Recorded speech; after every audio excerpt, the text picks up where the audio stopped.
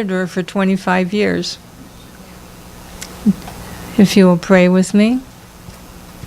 Dear God, I am centered in your presence and power. Nothing can disturb me or dismay me. In the darkness, your light shines. In the midst of uncertainty, your light reveals the way. Dear God, I am centered in your love.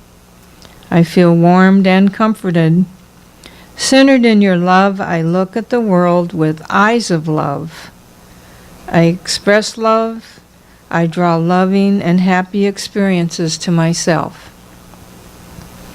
Dear God, I am centered in your strength. No hurt or unhappiness can stay with me.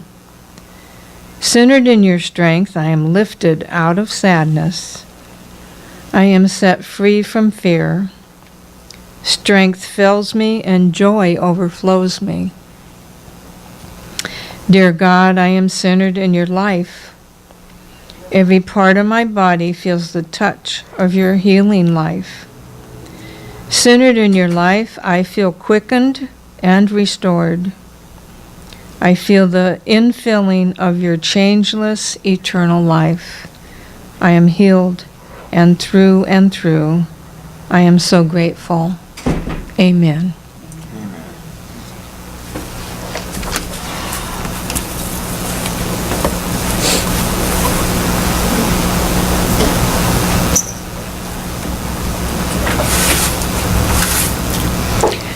Thank you, John, for playing. That's one of my favorite songs, Going Inside. I've titled my talk this morning, Inside Out, and I appreciate very much, Cindy, that you read that prayer today that goes along so well with the things that I'm saying. But we know there are no coincidences, ever. Well, I wanted to know, it's the end of January, kind of the point of let's break all of our New Year's resolutions time. How are you doing with yours? Pretty good?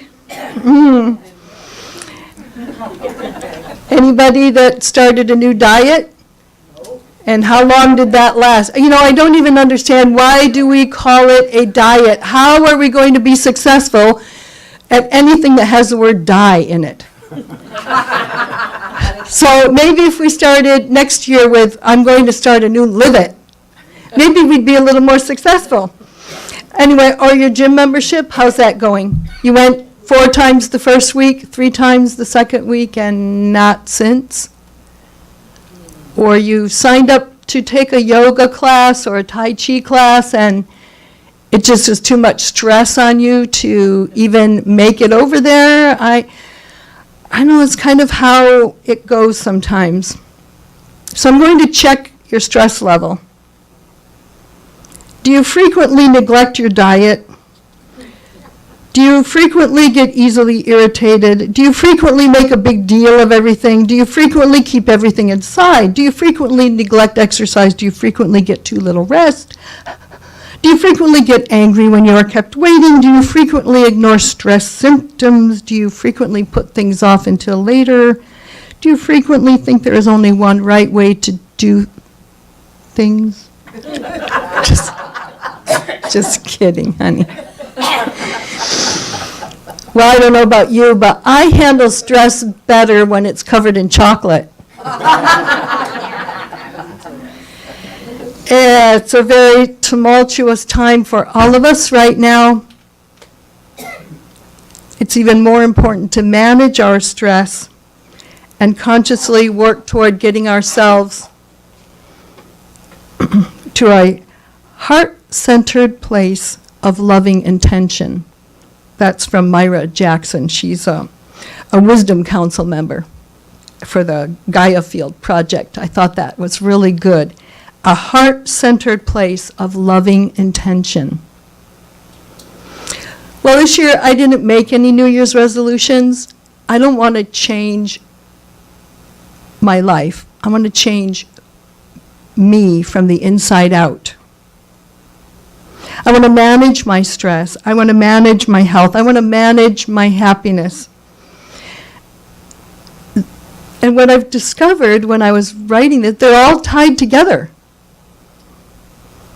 I want to love myself just the way I am, from the inside out. And I recently read a poem attributed to Charlie Chaplin. He didn't write it, but he read this on his 70th birthday. Just need to find out which paper has it. Here it is. And then be able to grab it. Bear with me.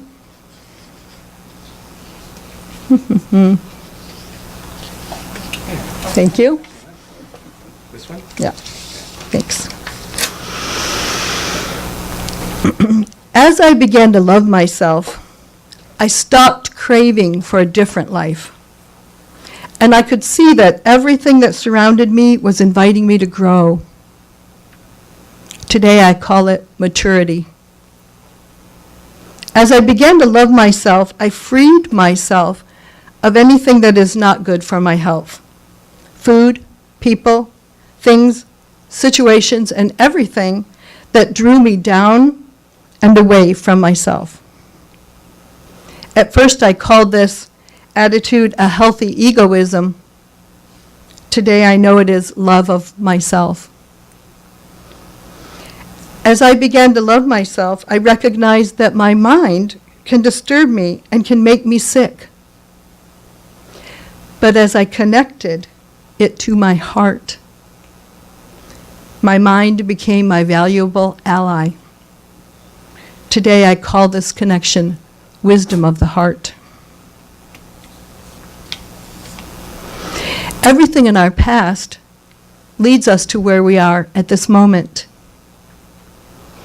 Events in my childhood, moving a lot, a stressful career, among other things, compounded health issues. I have inclusion body myositis, but as I've said before, I'm learning that I'm not ruled by this disease. I am above it. And in fact, since I've become involved with this church, the more I do, the better I feel. So pile it on, people. Here's a quote that's helping me a lot. New thought is first and foremost governed by the simple principle that when we change our thinking, we change our lives. As a spiritual path, new thought encompasses a variety of approaches rooted in different cultures, which promote a practical approach to life, resulting in increased health, joy, abundance, and success. Being a student of New Thought ideas, I am realizing that I am worthy of my own respect and love. I am taking charge of my thoughts, my life, my health. And here are 4 ways that I've selected to love myself from the inside out.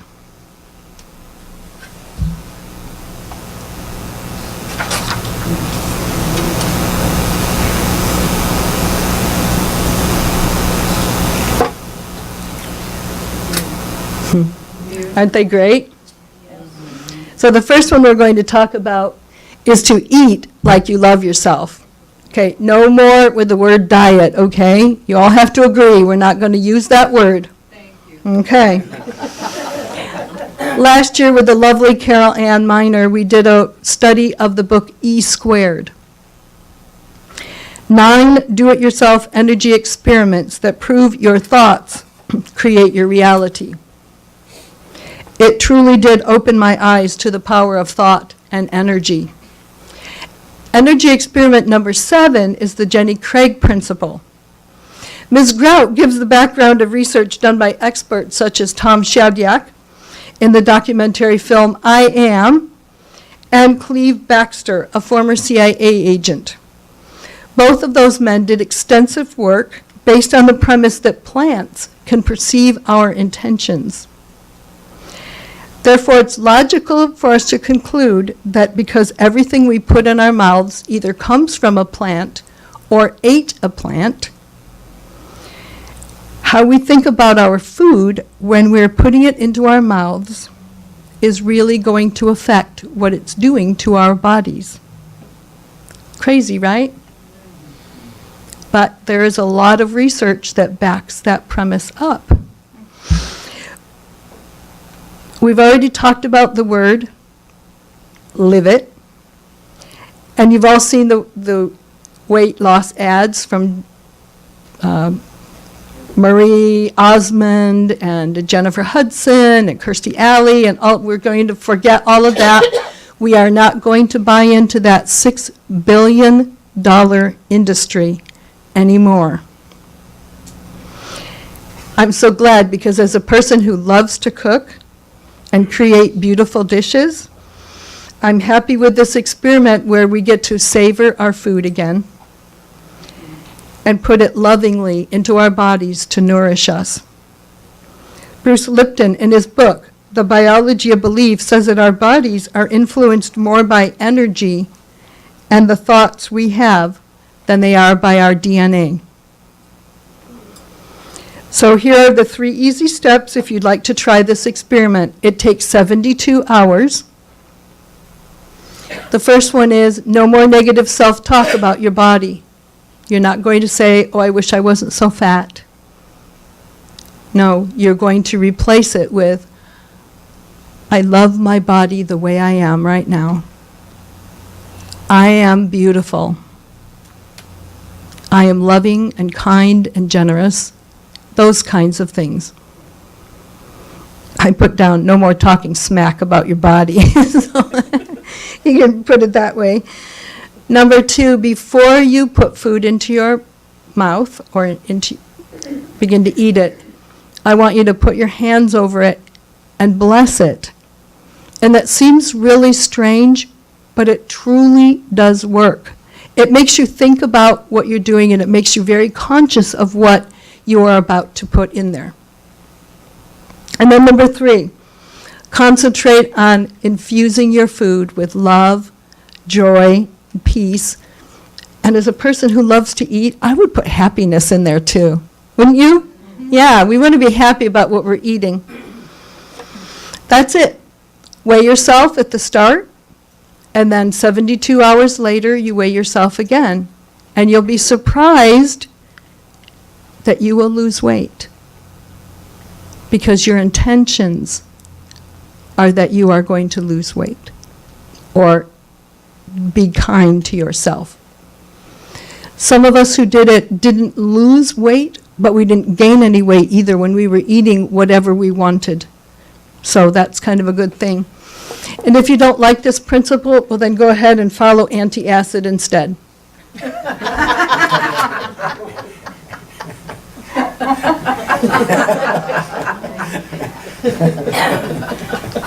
That's not a good choice.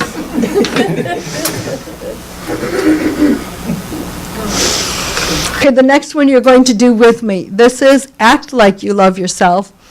And this is a new technique that I've begun trying, and I like it so much. It's called Ho'oponopono. And just like it sounds, it is from Hawaii. And it's used by a therapist there, Dr. Ihaliakala Hugh Len. It's based on the idea that we discussed already, that everything that happens in our mind, everything you see, everything you hear, every person you meet, has an influence. You can influence with your thoughts. Sounds pretty incredible, but it means that you have the power to clean it out, clear it out, and through forgiveness, change what you need to change in your life. So there are 4 steps. And the first one is that you have to be filled with remorse for anything you've done wrong. I know exactly when I started getting sick. I think it's the day my former husband came home and told me he had joined the Navy, and we were going to move across the country from New York to California. And I think that the stress over thinking about that with a 2-year-old daughter just did me in. So in looking back, there are things I have to forgive. I have to forgive him in order to make my body healthy and whole. So that's what we're going to do first. And I've been doing this now for about 3 weeks. And you can start forgiving everything in the world. Like if you want to start big and forgive Donald Trump, well, that's up to you. I'm not going to go into politics or anything, so I start with myself. I can only focus on myself right now. Later on, when I've healed my body, I can go on and forgive other things that are directly affecting my life. So the first thing we want to do is to say, I'm sorry. And what they said is, it's better if you say, I realize that I am responsible for my health. I feel remorse that something in my consciousness has caused this. So I'm going to read it again. Will you close your eyes and think that to yourself and put in something that you feel responsible for? If it's a relationship, if it's a job, if it's a coworker, something that you feel needs to be fixed, just put that in your mind. Here we go. Ready? I realize that I am responsible for in my life, and I feel remorse that something in my consciousness has caused it. Then step 2 is to ask for forgiveness. What's been really interesting was the first 2 weeks when I did this, when I was telling my body and my cells, and I directed it to my cells, and I said, I'm so sorry that I did this to you. Please, please forgive me. I feel so badly, and I ask your forgiveness for doing this to you. My whole body vibrated for 2 weeks. When I got to this point, it is very powerful. In fact, it's happening again right now as I'm standing up in front of you. I've got like chills running up and down my spine. I know it's vibrations, moving the energy through, because I am so sorry. So let's try that part of it. You have to say it over and over and mean it. So go ahead and just silently ask for forgiveness for whatever you were sorry for in step 1.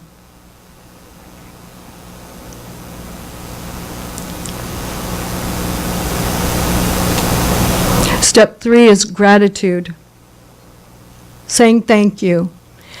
And right now, I'm saying thank you to my body. Thank you for getting me up out of bed every day. Thank you for still allowing me to drive the cars. Thank you so much for getting me to the bathroom on time. Thank you for not falling. Whatever it is that you are thankful for, you can thank God. You can thank your car for getting you here to church. You can thank this church building. You can thank the people around you for being your friends.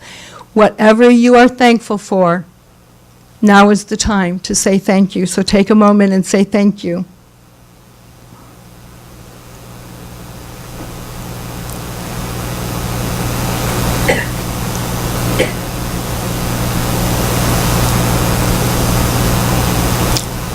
And then the 4th step is to say, I love you.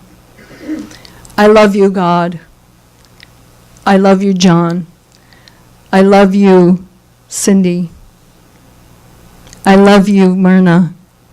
I'm so thankful that all of you are here and that you love me unconditionally.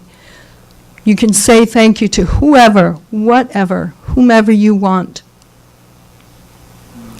But say it again and again, because love is very powerful.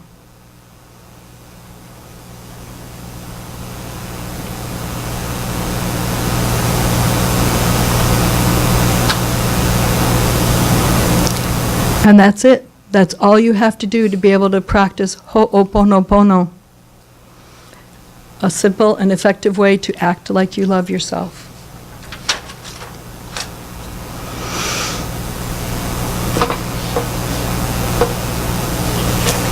The next one is to speak like you love yourself. And I know that many of you have used this technique before. It's called affirmative prayer. And the Native Americans use it.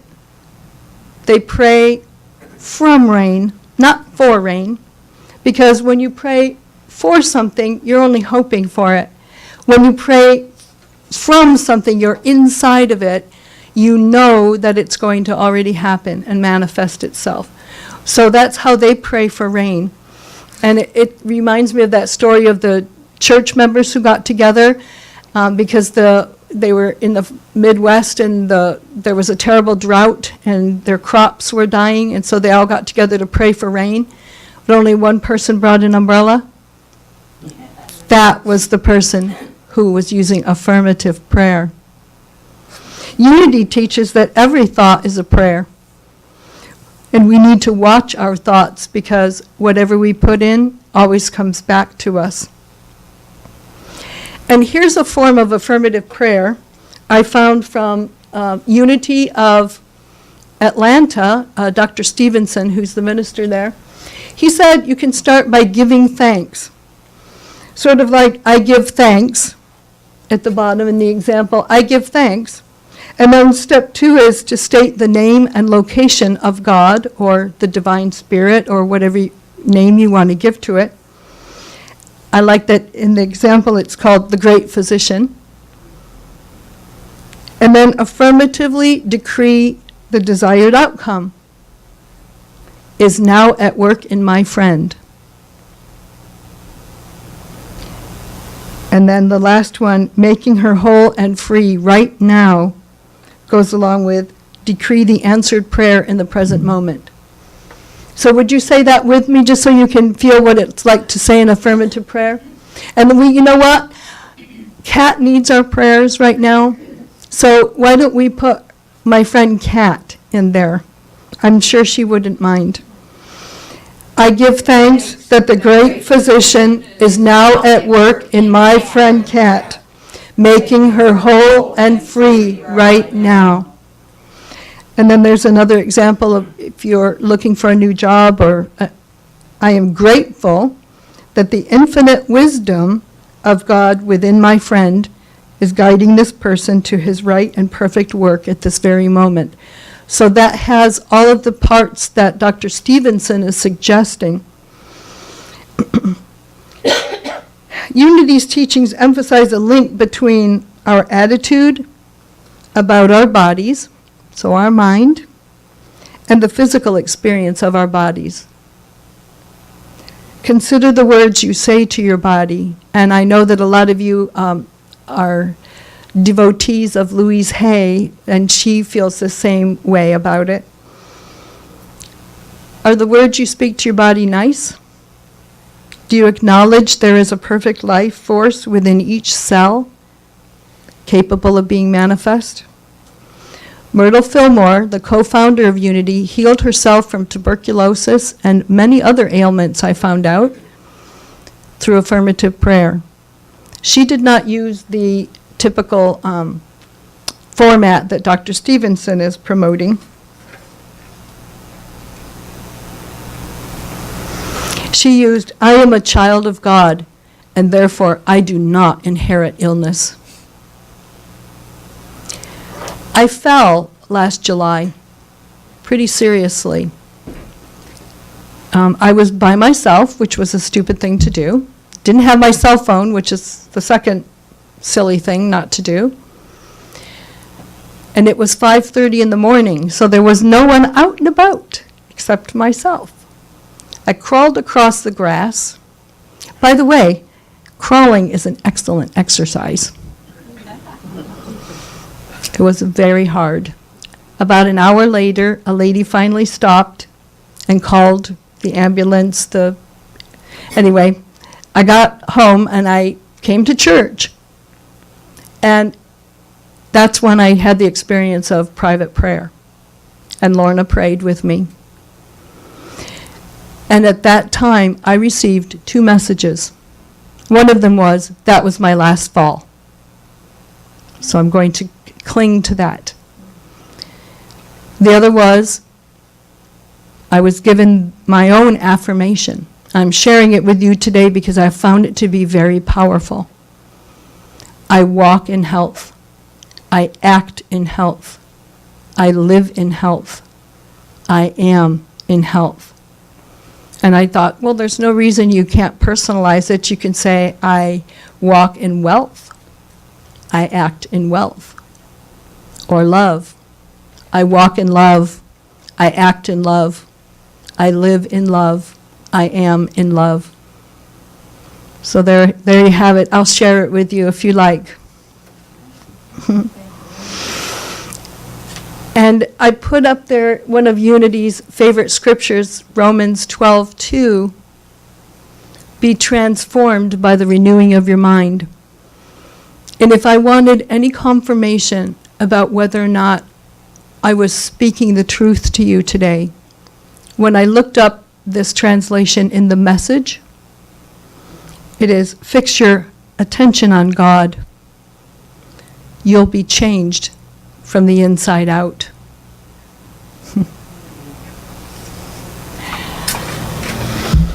I read a blog by an intuitive named KB, and she said, there's nothing to be healed, only something to be revealed. So whether it's a health issue, a relationship, a work crisis, practice affirmative prayers until they become a habit. And unfortunately, when I was a teacher, we learned that you have to teach someone something 60 times in order for it to become a habit.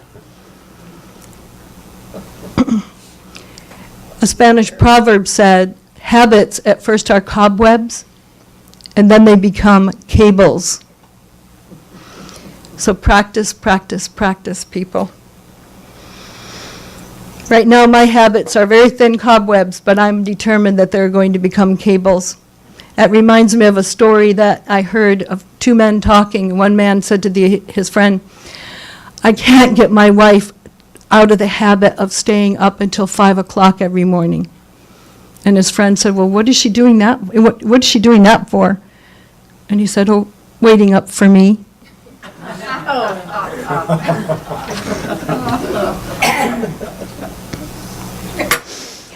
Okay, our last one is to move like you love yourselves. So I'm going to have you all stand up now.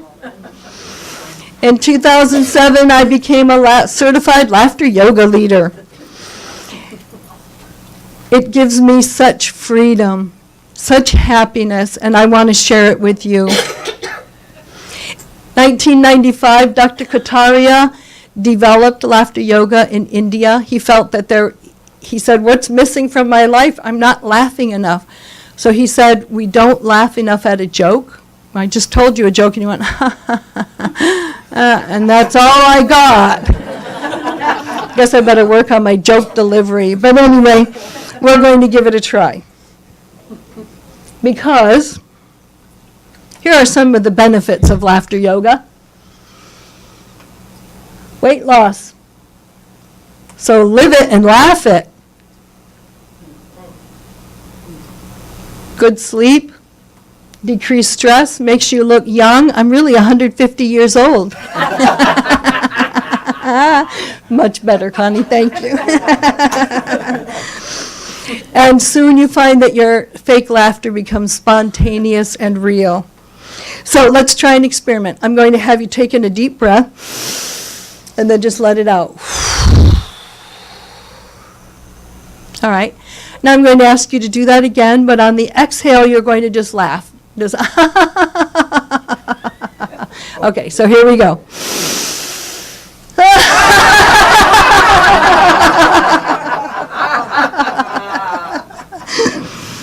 Oh, good. Would you admit that you feel much freer and lighter now? Okay, good. Our body does not know the difference between real and fake laughter. So if we make ourselves laugh, we are giving ourselves all of those benefits and more that aren't listed up there. Laughter yoga uses a combination of laughter exercises and pranayama, which is yoga breathing.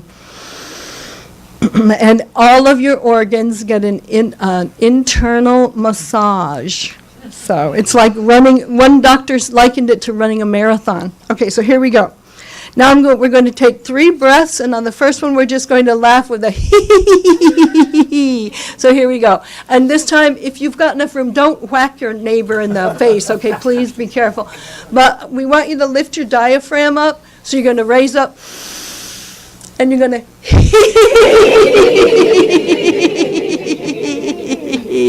Good, now the next one's ha.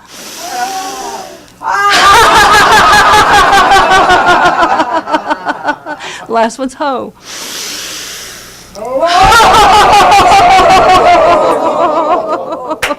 All right, now I just want you to look around at each other. We're never laughing at each other, we're laughing with each other. So you're just going to turn around and wave and shake hands, give a hug, keep the laughter going.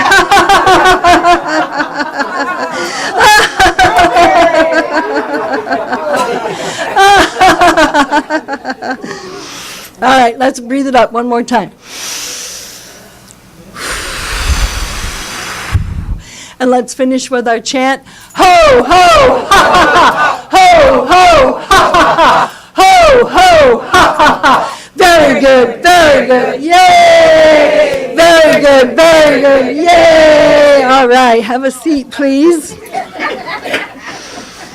We do have to make a commitment to train ourselves through creating healthy habits. Cobwebs to cables. Let go. Let go of stress, anger. Let go of strife. Because look at the difference.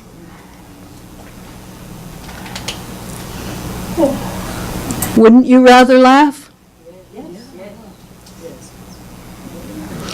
If we focus instead on creating habits of laughter, joy, peace, and happiness, the impact on our bodies will be profound.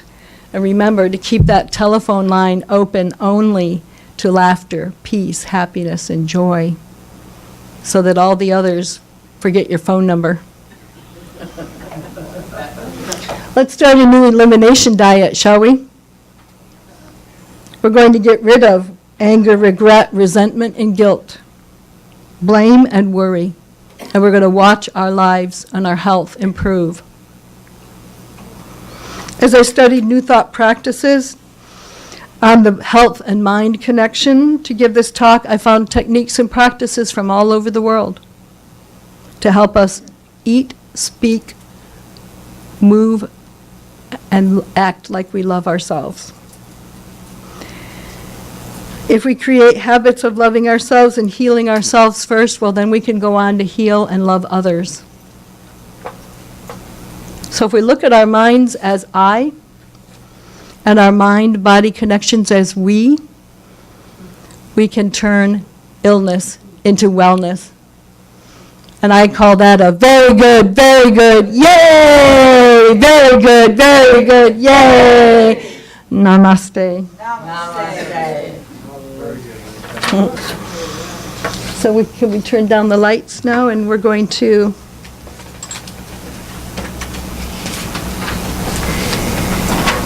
go into a short time of meditation.